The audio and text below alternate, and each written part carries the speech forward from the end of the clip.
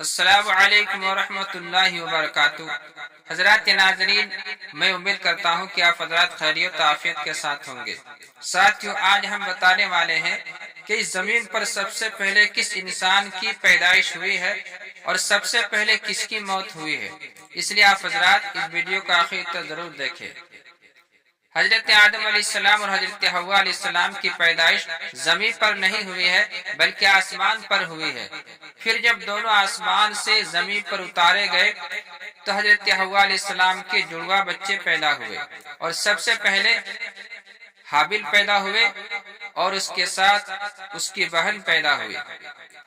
پھر اس کے بعد قابل پیدا ہوا اور اس کے ساتھ اس کی بہن پیدا ہوئی۔ جب بھی بچہ پیدا ہوتا تو حضرت حوا علیہ السلام کے جڑواں بچے ہی پیدا ہوتے، اور جڑواں بچہ آپس میں نکاح نہیں کر سکتے تھے کیونکہ سگے بھائی بہن کہلاتے تھے، لیکن دوسرے بچے جو دوسرے جڑواں بچے ہوتے تھے اس سے نکاح جائز تھا۔ لہذا حابل کے ساتھ جو اس کی بہن پیدا ہوئی تھی اس کا نکاح قابل کے ساتھ کر دیا گیا، اور قابل کے ساتھ جو اس کی بہن پیدا ہوئی تھی اس کا نکاح حابل کے ساتھ کر دیا گیا۔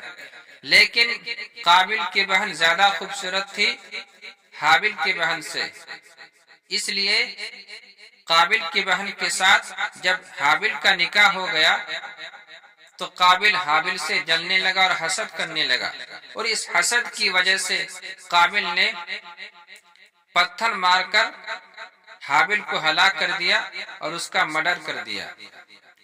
اب دنیا کی سب سے پہلی موت تھی، اس سے پہلے کبھی کسی کی موت نہیں ہوئی تھی، اس لیے قابل سمجھ نہیں پا رہا تھا کہ اپنے بھائی کی لاش کو کیا کرے۔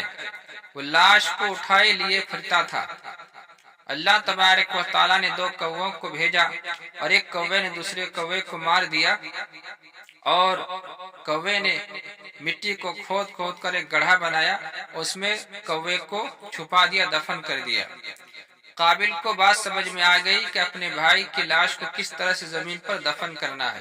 اس نے کوے کو دیکھ کر کے اس نے بھی گڈھا کھودا اور حابل کی لاش کو اس نے دفن کر دیا۔ تو حضرات ناظرین، سب سے پہلے زمین پر حابل کی پیدائش ہوئی تھی، اور سب سے پہلے زمین پر حابل ہی کی موت ہوئی ہے، اور سب سے پہلے زمین پر حابل ہی کو دفن کیا گیا ہے۔ حضرات ناظرین، اگر آپ حضرات کو میری باتیں اچھی لگی ہو تو زیادہ سے زیادہ لائک کریں اور شیئر کریں۔